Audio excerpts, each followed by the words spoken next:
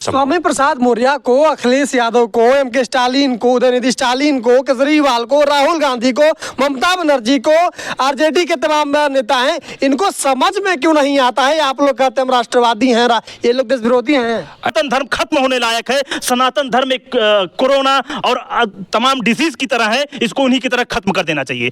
तो ये कांग्रेस और ना ही कांग्रेस, ये डीएमके, आम आदमी पार्टी, समाजवादी पार्टी, तृणमूल कांग्रेस और ये जो बाला साहब ठाकरे के पीठ पे खंजर भोग के ये उद्धव ठाकरे आया हुआ है उसकी पार्टी, ये सब मिलकर हिंदुत्व को बदनाम करना चाहते हैं, हिंदुत्व को खत्म करने की साजिश है। अब समाजवादी पार्टी के मुखिया अखिलेश यादव को आखिर समझ में क्यों नहीं आता है? स्वामी प्रसाद मौर्य को रोक क्यों नहीं रहे हैं? हमेशा विवादित बयान देना, राजनीति में उच्च शिखर पे जाना, ये कहाँ तक संभव है बताइए? हमें और आपको सोचना है, पूरे भारतवर्ष के नौजवानों को सोचना है कि वो किस साइड खड़े हैं। वो उस साइड खड़े हैं जो हिंदुत्व को खत्म करना चाहते हैं, या उस साइड खड़े हैं जो भगवा परचम लेके खड़े हमारे यशस्वी प्रधानमंत्री श्री नरेंद्र मोदी जी, जो हिंदुत्व को आगे ले जा रहे हैं। हमें सनातन धर्म डेंगू और मलेरिया है, इससे जड़ से खत्म करना है। जी हाँ, सनातन धर्म ब्राह्मणवाद है, ये मैं नहीं कह रहा हूँ, ये INDIA के तमाम ऐसे नेता हैं जो 2024 में दिल्ली फतह की तैयारी कर रहे हैं, वही दे रहे हैं। जी हाँ, समाजवादी पार्टी का एक कथित बड़ा नेता है नेवला स्वामी प्रसाद मौर्य, आए दिन विवादित बयान दे रहा है। अब उसी कड़ी में एक नाम और जुड़ गया है, उदयनिधि स्टालिन, एम.के. स्टालिन का बेटा है, वो भी बोला है कि ये कोरोना है, सनातन धर्म से खत्म करना चाहिए। इस स्वामी प्रसाद मौर्य की हालत तो है जाकी रही भावना जैसी, ते मूरत देखी ते तैसी।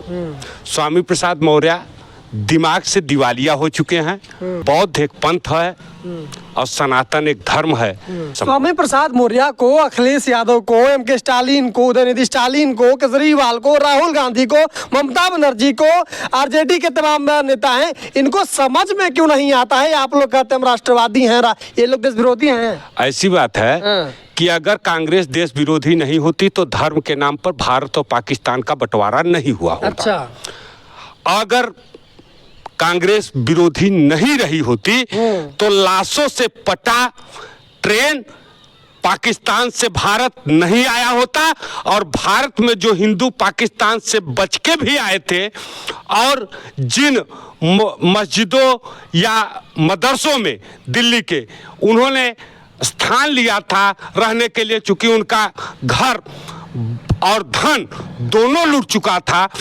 पाकिस्तान में, वो असहाय और निराशाजनक रूप से इस भारत में आए थे बंटवारे के समय। ऐसे लोगों को रातों रात कांग्रेस की सरकार ने बाहर फेंकने का काम किया। यह विचारधारा कांग्रेस की ही विचारधारा थी।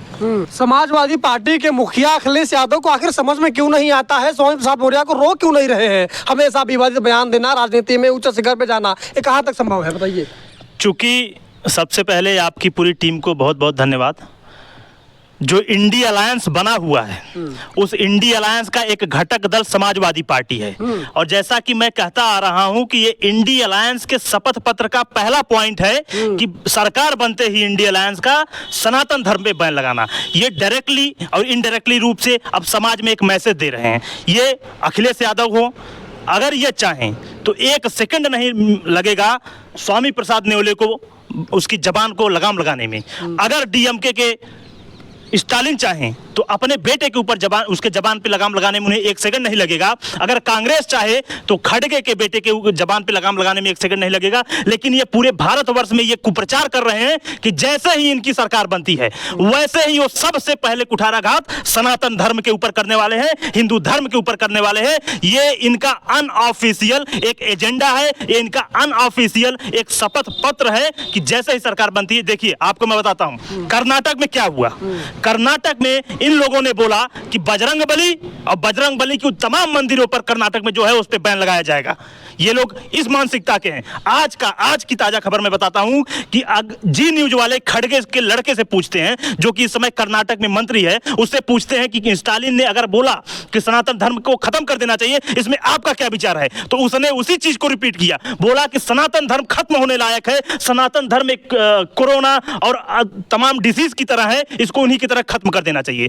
तो ये कांग्रेस और ना ही कांग्रेस, ये डीएमके, आम आदमी पार्टी, समाजवादी पार्टी, तृणमूल कांग्रेस और ये जो बाला साहब ठाकरे के पीठ पे खंजर भोग के ये उद्धव ठाकरे आया हुआ है उसकी पार्टी, ये सब मिलकर हिंदुत्व को बदनाम करना चाहते हैं, हिंदुत्व को खत्म करने की साजिश है।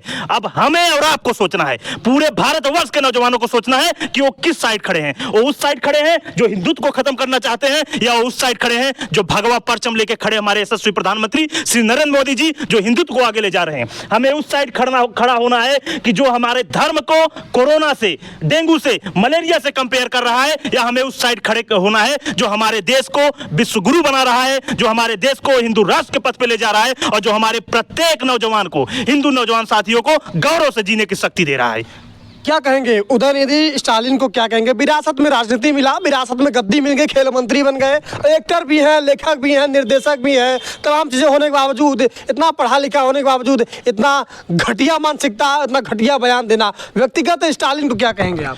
देखिए, स्टालिन जो अपने आप को बोलता है कि मैं एथिस्ट हूं, मतलब मैं किसी धर्म को फॉलो नहीं करता, अगर वो किसी धर्म को फॉलो नहीं करता तो उसको यह भी अधिकार नहीं है कि किसी धर्म के बारे में कुछ गलत बोला जाए।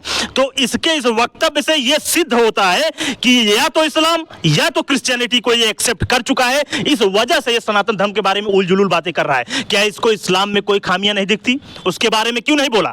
इसको क्रिश्चियनिटी में कोई खामियां नहीं दिखती? इसके बारे में क्यों नहीं बोला? सनातन धर्म जो वसुधैव कुटुंबकम की बात करता है, सनातन धर्म जो अहिंसा परमो धर्म की बात करता है, उस सनातन धर्म को ये खत्म करने की बात करता है। लेकिन जो धर्म विशेष का नाम लेके नारा लगाकर बम फोड़ दे रहे हैं, जो धर्म विशेष का नाम और नारा लगाकर किसी की हत्या कर दे रहे हैं, उसके बारे में ये कुछ नहीं बोल रहा है। तो इससे साबित होता है जो इंडी अलायंस है, जो समाजवादी पार्टी हो, चाहे कांग्रेस हो, चाहे तृणमूल हो, चाहे आम आदमी पार्टी हो, इनका कोई एक नेता बता दो जो कभी भी हिंदुत्व का सम्मान किया हो। कोई एक जो विरोधी हैं, जो विपक्ष में इंडी अलायंस बना के बैठे हैं, उनके किसी एक नेता को आप कभी जीवन में नहीं देखे होंगे कि सनातन की तारीफ या सनातन के बारे में अच्छी बातें बोलते हैं।